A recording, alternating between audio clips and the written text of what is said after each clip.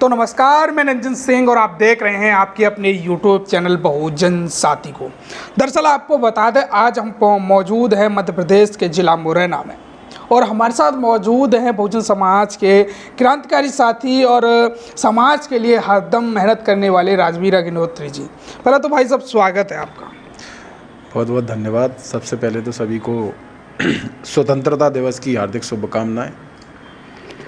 आज स्वतंत्रता दिवस के मौके पर हमारे चैनल की तरफ से भी आपको एक बार फिर से बहुत बहुत शुभकामनाएं। आपकी एक यात्रा है लगातार, जो यात्रा की चर्चा मुरैना ज़िले खासकर चंबल में चर्चाओं का विषय बनी हुई है।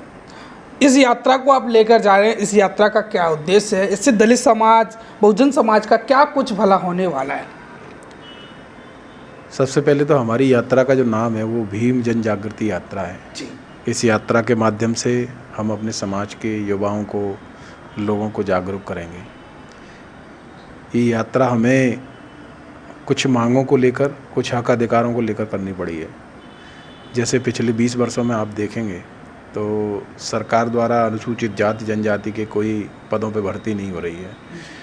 कहीं 400 पद निकल जाते हैं, कहीं 500 निकल जाते हैं, जबकि 1,20,000 के लगभग इतने पद आज भी बैकलॉग के खाली हैं। पदोन्नति में आरक्षण का जो मामला है वो 2016 से सुप्रीम कोर्ट के आदेश के बाद सरकार ने लटका रखा है। कहीं ना कहीं सरकार जानबूझ के हमारे लोगों के लिए काम नहीं करना चाहती।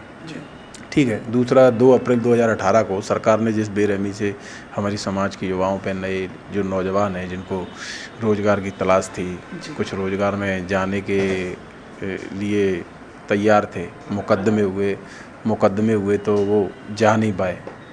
तो 2 अप्रैल के केस जो थे, सरकार ने बोला कि हम वापस करेंगे। छोटे मोटे केस वापस कर लिए। आज भी लोगों पे कई मुकदमे लगे हुए हैं, लोग कचहरियों में चक्कर काट रहे हैं। मेरे ऊपर खुद मुकदमे में खुद जाता हूँ। दूसरा, पट्टे सरकार ने तो दिए नहीं जी। इस सरकार ने दिए नहीं, पिछली सरकार ने दिए। तो वो पट्टे, सरकार, ज़मीन नहीं है, भूमि लोग हैं, गरीब हैं, परेशान हैं, मर रहे हैं, भूखे मर रहे हैं, तो कम से कम उनको पट्टे दे। और पट्टे देने की तो दूर की बात है, जिनके पट्टे थे उन पर दबंग लोग काबिज हैं, वो आज तक ये खाली नहीं करा पाए जी। और जैसे मेला ढोने की प्रथा बंद है, लेकिन उसके बावजूद सीवर में सफाई कर्मियों को उतार दिया जाता है। हर साल 350 से ज़्यादा लोगों की मौत होती है पूरे देश में। ये कितनी दुर्भाग्य की बात है, कितनी शर्म की बात है इस देश के लिए, इस समाज के लिए, कि जो लोग हमारे द्वारा पढ़े लिखे लोग जो गंदगी फैलाते हैं, उस गंदगी को साफ़ करते हैं, उन लोगों को तुम सफाई करते करते मौत के मुंह में चले जाते हैं वो। तो कम से कम ऐसा कानून बने कि जो उतारे उसके खिलाफ कार्रवाई हो।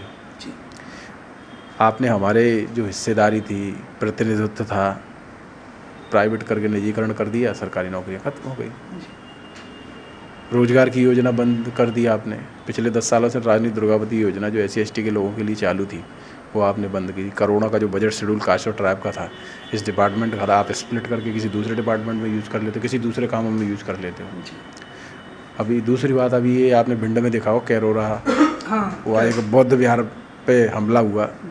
तो भाई हम कौन सा भारत बनाना चाह रहे हैं? शांति का संदेश देने वाला गौतम बुद्ध, उनके नाम से आपका प्रधानमंत्री दुनिया में जाता है, बोलता है कि मैं गौतम बुद्ध के देश से आया हूँ। उसके मानने वाले लोगों की, उसके स्थलों की ये स्थिति है। ये शर्म की बात है ना। सरकार को उस पर कार्रवाई करनी चाहिए, कोई कार्रवाई नहीं की।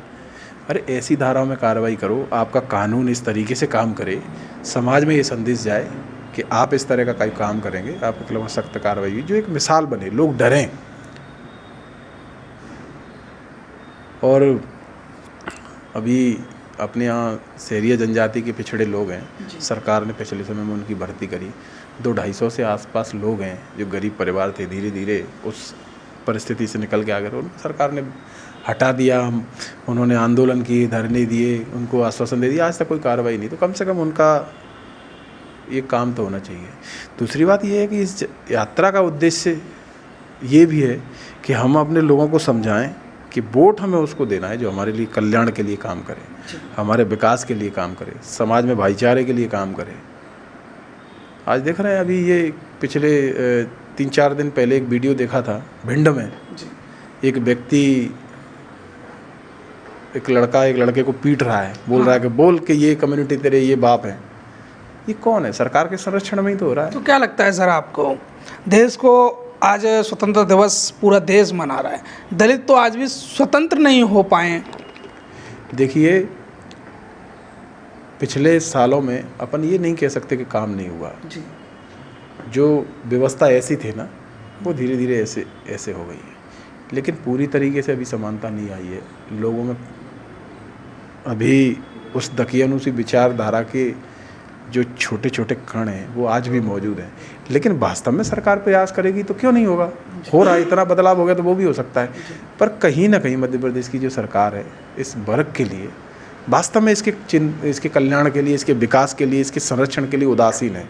और उदासीन होने का मतलब ये है कि कोई हमारा हितैषी तो है नहीं। जब हमारा हितैषी नहीं है तो इसका मतलब ही ये है कि विरोधी है वो हमारा।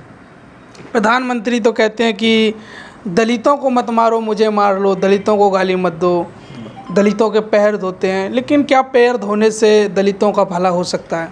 देखो ये क्या है, राजनीतिक स्टंट है इनके, ठीक है। पढ़े लिखे जो लोग नहीं हैं उनकी भावनाओं से जुड़ो, उनके वोट लो, सत्ता में आओ, शासन करो, उनकी योजनाएं बंद करो, उनके हक अधिकारों को काटो। और जितने भी आप देखिए, बजट को देखिए आप, तो सबसे ज़्यादा कुछ नहीं है। जो शेड्यूल कास्ट और ट्राइब के इस जो बैकवर्ड कम्युनिटी इनके लिए बजट है, प्रधानमंत्री जी जब से प्रधानमंत्री बने तब से बजट देखो, बजट धीरे धीरे कैसे कम किया है। जनसंख्या बढ़ेगी, बजट बढ़ेगा कि नहीं बढ़ेगा? संसाधन बढ़ने चाहिए, लेकिन जनसंख्या बढ़ रही है, समय बढ़ रहा है, और हमारे माननीय प्रधानमंत्री जी के यहाँ जो बजट है वो बजट धीरे धीरे कम हो रहा है। उस बजट को अपने दूसरे कामों में यूज़ करते हैं, वहाँ भ्रष्टाचार होता है और उसका खेला हो रहा है।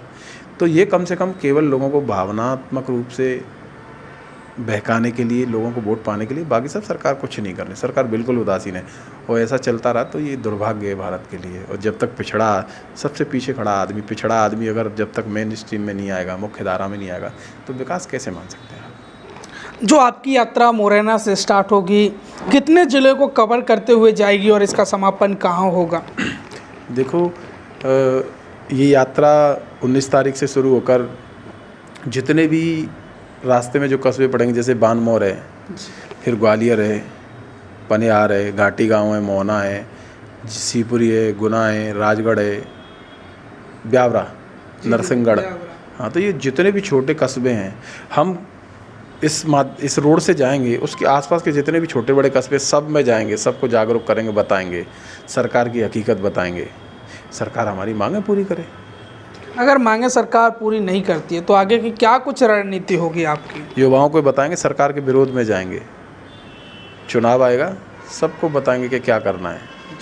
बिल्कुल स्पष्ट बात है, हमारी मांगे कोई जायज़ मांगे हैं, असंवैधानिक नहीं है, संवैधानिक हैं, हक अधिकार हैं, अलग से कुछ नहीं मांग रहे हैं। सरकार को ये मांगे पूरी करनी ही पड़ेंगी और करनी भी चाहिए। सरकार नहीं करेगी तो आर पार की लड़ाई होगी। इस बात क्या संदेश देना चाहोगे अपने जो यात्रा है उसको लेकर लोगों को, खासकर मुरैना चंबल बेल्ट के लोगों को? आपके साथ लोग आएँ, जुड़ें, इस यात्रा को सफल बनाएं।